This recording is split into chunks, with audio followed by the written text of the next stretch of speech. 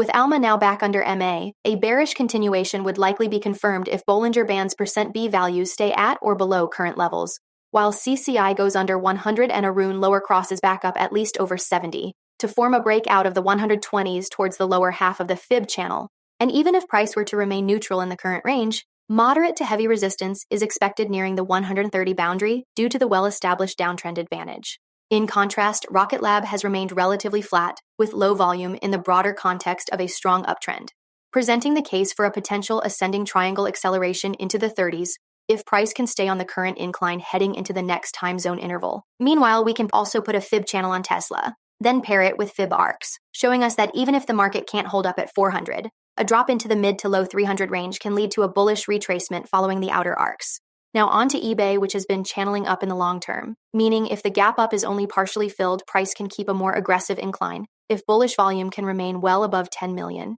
then these Fib spirals based on the gap range can point to the most likely gap fill rebound, if the gap is to be completely filled and keep price within the larger channel during the first quarter of 2025. Staying with Fib spirals, we can put one on the last upswing point on the Clsk chart. Although the bearish advantage isn't as strong as AMD, going back over 12 is less likely at this current time, especially if price keeps closing within the spiral, leading to more conducive bearish continuation conditions that would more easily be achieved if these indicator values were to become similar to what was discussed earlier with AMD. Such a scenario would of course be more realistic if Bitcoin were to fall out of the 90,000 range, resulting in the progression of the slight decline of the past few weeks, leading to better conditions for the completion of a head and shoulders reversal. Such a hypothesis would of course be invalidated if price can hold in the 90,000s and breaks back over 100,000 and the upper bound of the channel. For more on the charting methods used, Bitcoin and these other charts, follow Ascencore. Thanks for watching and have a nice day.